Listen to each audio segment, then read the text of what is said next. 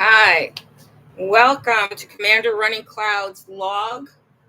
This um, this production is called Exopolitical Diplomacy. Exopolitical is a term popularized. I don't know if Michael created it, but Michael Sala is the person I'm indebted to for that great term, exopolitical, which means the political relationships between Earthian humans and other species, in particular, those that have come from other planets and galaxies and dimensions to liberate the people of Earth. Foxy's outside. I have to keep an eye on him. I try to give him a little space out there, even though it can get dangerous for me out there. But today I was able to actually go out there again. When I first went out there, a lot of people came around, but I just stayed inside. I do a lot of stream of consciousness talking. I know it can be disorienting for some people, so I do ask you to bear with me because I do have a unified system behind all of it. It's just that there's so much material to cover. I'm going to start with talking about anthropology because I see my role in some of these exopolitical diplomacy conversations as the role of a participant observer that reports. Participant observer and comments like that were popularized by an anthropologist named Jonathan Culler.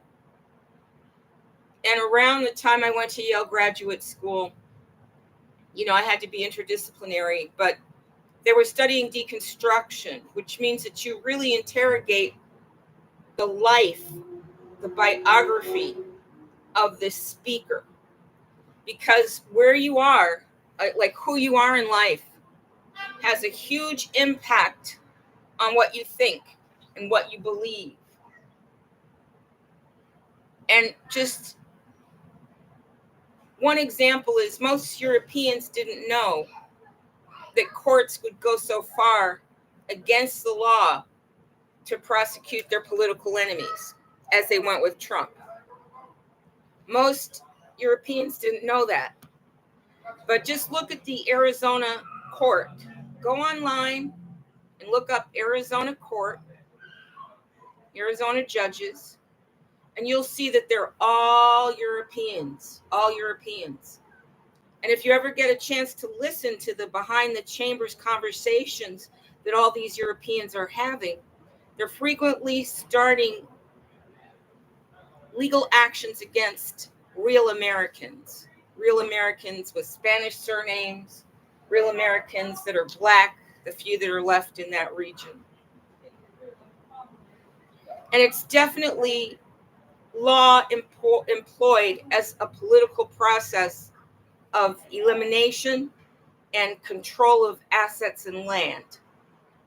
I'll never forget hearing in Tina Ainley's court chambers, the prosecuting lawyer and the defending lawyer and the judge, all Europeans, talking about further prosecuting a 60-year-old woman who was caught with a DUI again.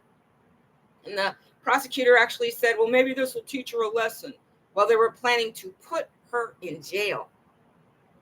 Now, Tina Ainley, the Arizona Superior Court judge that committed serious human rights violations against me, was also married to a prosecutor who died in 2022. So that would have been a year after Tina started prosecuting me.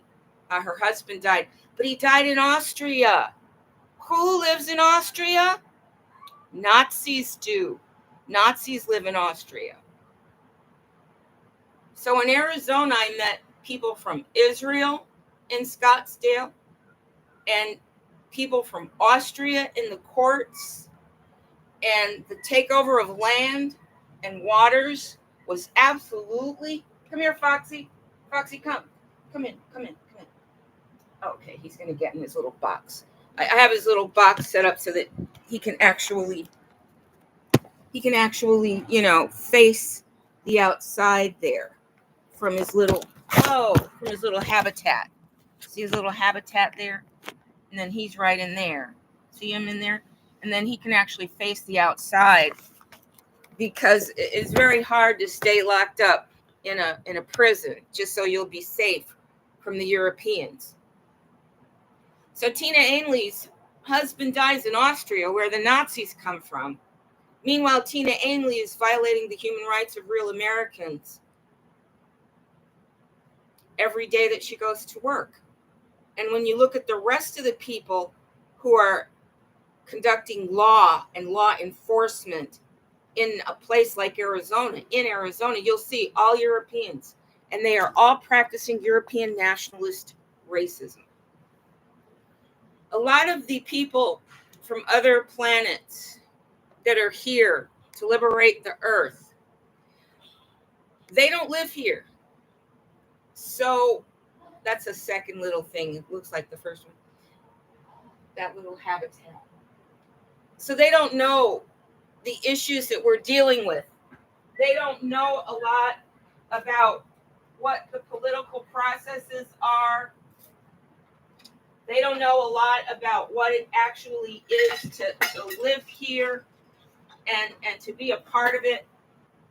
They don't know what our social and socio-political problems actually are.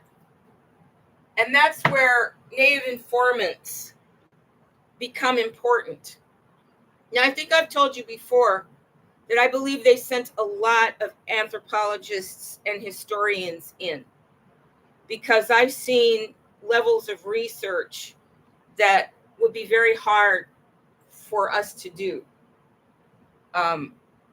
in our university graduate programs, from what I know about it. And I've seen just rapid gathering of data that suggests a superior process is in operation. So with that in mind, many of my broadcasts, since they're not directed at the people here who are causing the problem, the people in power in America that are causing the problem, already decided to ignore me, violate my human rights, and try to eliminate me from life. And they succeeded in eliminating me from the economic system. So when I'm doing my reports, they're mostly for the people who are here to help us get free of all of this. Now, a lot of the Europeans, I'm hearing them talk today, and I'll talk later on in detail about some of them. And I have to let you know, I'm not a racist. I honestly like everybody from every race. So every time I have to talk about the Europeans as a race, I feel conflicted on many levels. One way I feel conflicted is, historically, when real Americans speak out against the Europeans, we are lynched. Okay? And with Clarence Thomas, we started to acknowledge that lynching didn't actually mean your body was seized, because your social body could be destroyed. And that is your public reputation, the way you're perceived, your ability to move about the society freely, your ability to make a living, your ability to be with other humans that aren't ashamed to be with you or afraid to be with you. So, as an informant, participant, my role is to describe the way things are here, the environment I'm living in, but to describe it from a distance from myself, describe it as an objective, more objectively as a system. The biggest threat to life on Earth for people that are not European is European nationalist racism. European nationalist racism has created governments all over the earth where they want to steal property. And they do it by creating an economic system where people that might otherwise live their lives as decent people become racist because they get paid for it. Consider how many fertile lands there are in America, and yet we import our lamb from New Zealand, a little tiny island. We import our lamb from there. That means that based on economic incentives, seizing land and turning it into pasture land for lambs becomes a motive, so that even innocent Europeans, when they understand, well, you can only be European to participate in the import-export trade, because we've built ports and we control all the ports in the world. And the ports we don't control, we're fighting to gain control of them. So if you want to have a good life and you want to be prosperous and successful, you're gonna sell land in the economic system. And we promise you customers in America. We promise you you'll have plenty of customers in America, because we're going to use our Austrians and our Jews and our other Europeans in the court system, the commercial court system, to create laws and policies just for you and prevent real Americans from having their own lambs to eat, although they have a lot more land to grow lamb in. That's just one example of the way European nationalist racism creates an economic system, a supply chain that provides an incentive for war, conquest, and corruption. But you can only get that far once you put your government in. So you look at Arizona and you tell me how come all of those judges are Europeans. And look what they've done. Look at the color of the prisoners. Look at the people paying the fines that keep those courts going. Look at the loss of land and property. And tell me what race the victims of those courts are. Tina Ainley violated my human rights in a very violent way. And she's still sitting on the bench. All these years later, she is still destroying the lives of real Americans. So as I'm listening, to the Europeans anticipate this big revolution, I still don't hear them talking about stopping being racist. I still don't even hear them addressing racism, when European nationalist racism has been my biggest enemy to success. My entire life of pain and suffering and deprivation has been a direct result of European actions from European nationalist racism. European nationalism means that no matter where an European is, it feels a part of the European race. Okay? It's like more invasive than a DNA memory. Or maybe it is a DNA memory. Maybe it's the trauma from scarcity passed on through their DNA. Whatever it is,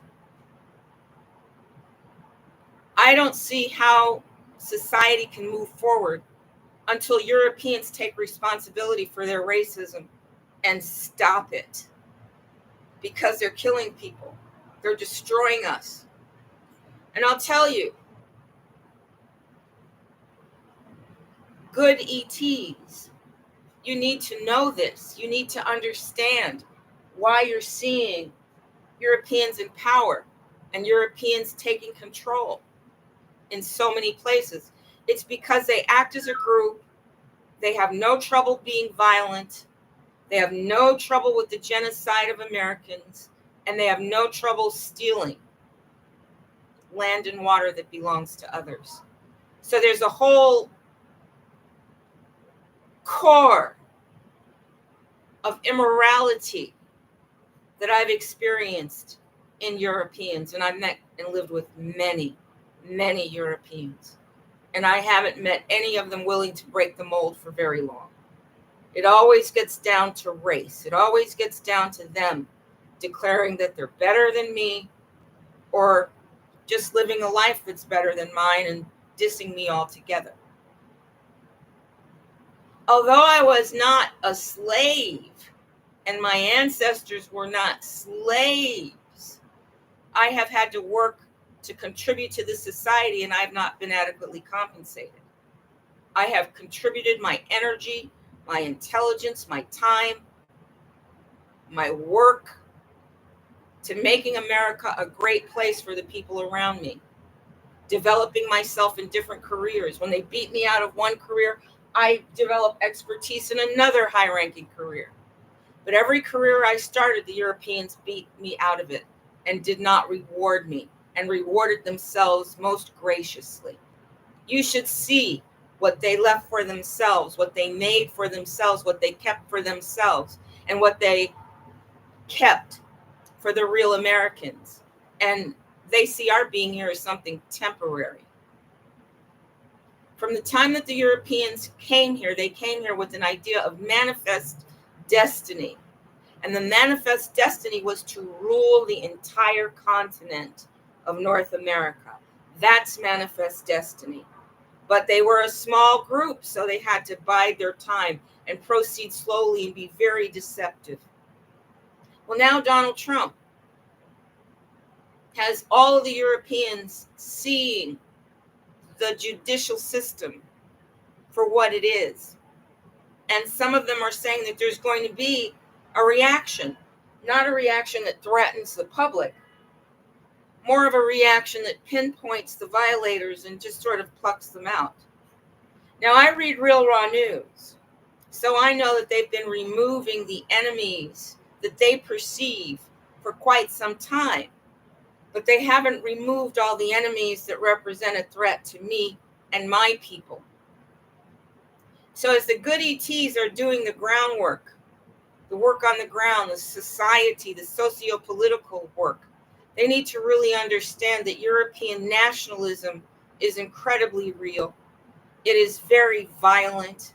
It is genocide on wheels. And not a single European with a voice is willing to stand up and fight it. They all pretend it's not there. It's the elephant in the room.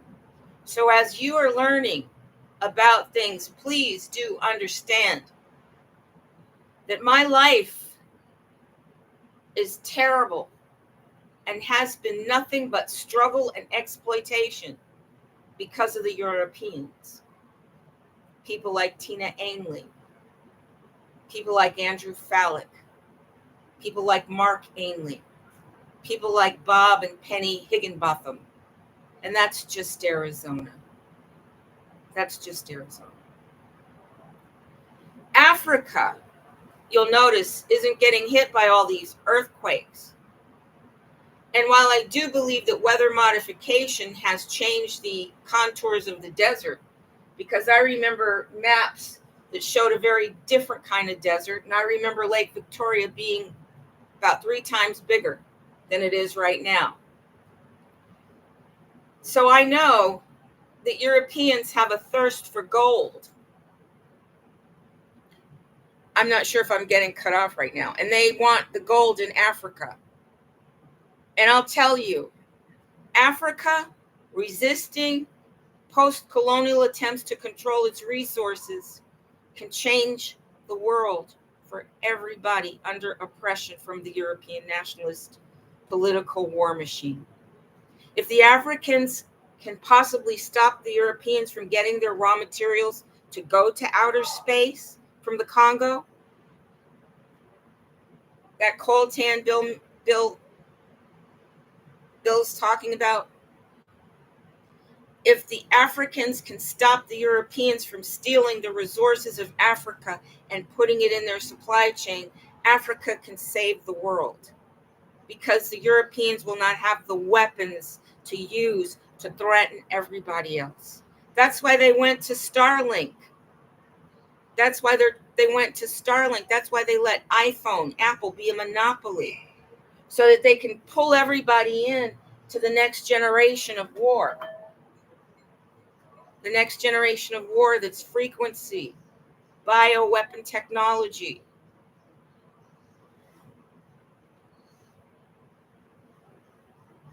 Invasive surveillance where they can pinpoint the enemy and shut the enemy up, where they can do mind control on the enemy and make the enemy think things that are totally off track instead of focusing on the real problem. Africa stands to change the world for me and my people by standing up to the Europeans. If the Europeans can't steal from Africa, if they can't steal the gold from Africa, they won't have their new economy, their gold-based economy. They won't have it. They'll be stuck with what they have in Europe. And if Africa is able to develop the military forces that can protect the people in America, that would be just wonderful. Wouldn't that be wonderful if an African army came in to liberate us and to liberate the Arab people? I mean, I don't want bloodshed and I don't want war. I really don't. But I think that the Europeans are so small. They are a minority in the world, but they have all of us suffering so much. And I don't want the genocide of Europeans. I don't want European genocide. I just want the Europeans to wake up. I want the Europeans to get woke to the fact that they are threatening everybody and they can't make slaves of people anymore. They can't take your life and siphon off your energy and then throw you away and keep all the profits and benefits for themselves.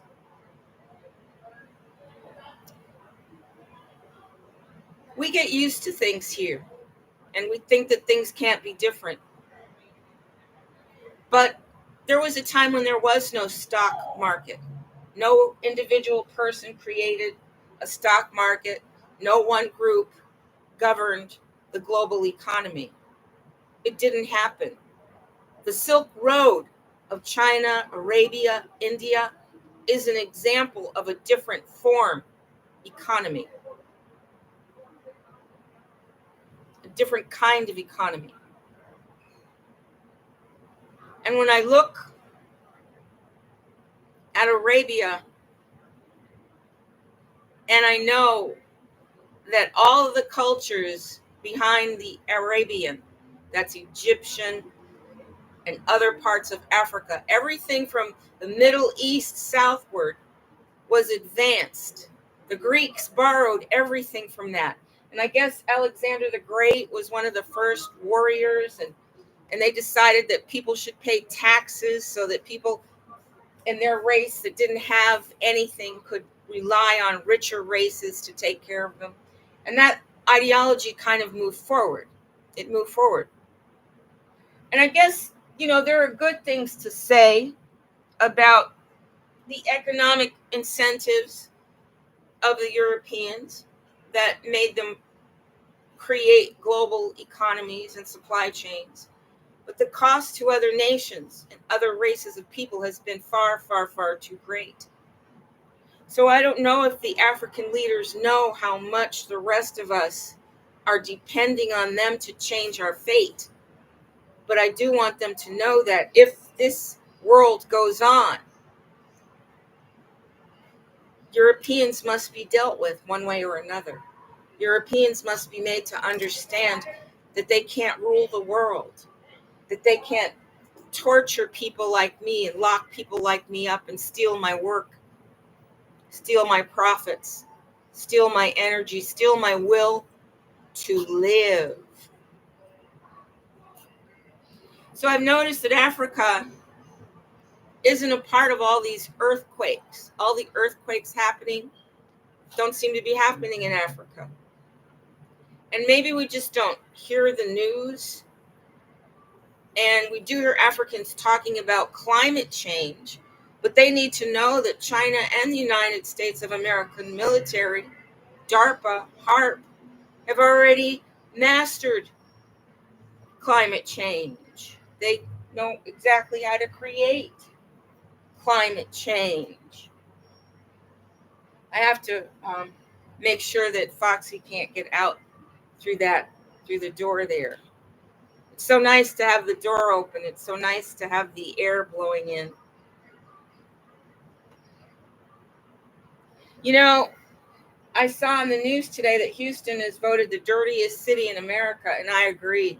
What a dirty city this is. Wow. And they're still talking about further development of the oil and gas industry. Now, how can they be talking about developing the oil and gas industry when we're already in communication with advanced industries, advanced cultures, advanced societies that we can do commerce with to get ourselves out of extracting the blood from the earth? I mean, don't they ever think that maybe the earth needs that oil as a cushion for the plates to glide upon? Does it ever occur to the Europeans to consider anyone else besides themselves in their economic system? So in this edition of Exopolitical Diplomacy,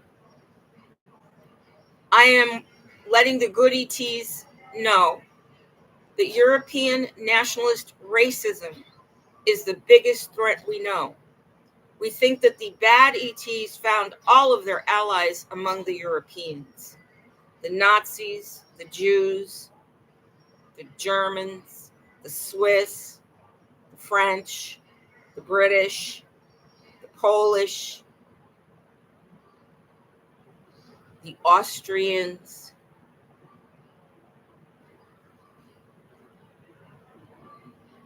perhaps the Romanians, Bulgarians, former Czechoslovakians too.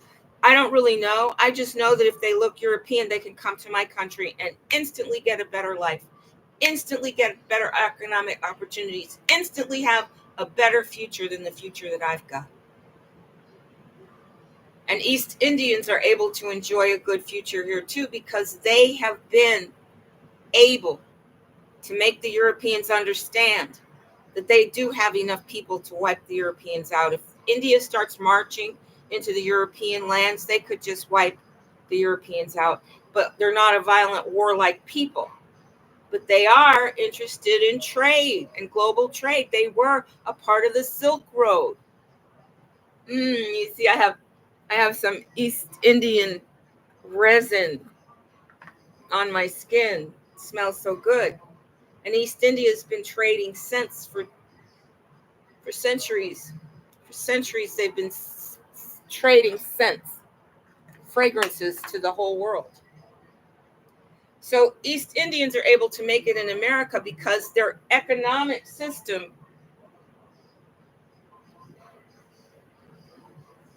can override racism. Foxy, where did Foxy go? Foxy, come. Wait, I think Foxy went outside. Okay, I think Foxy might have gotten outside. So, please know European nationalist racism is the biggest threat on earth to people that are not European. It's killing us. Thanks for joining me.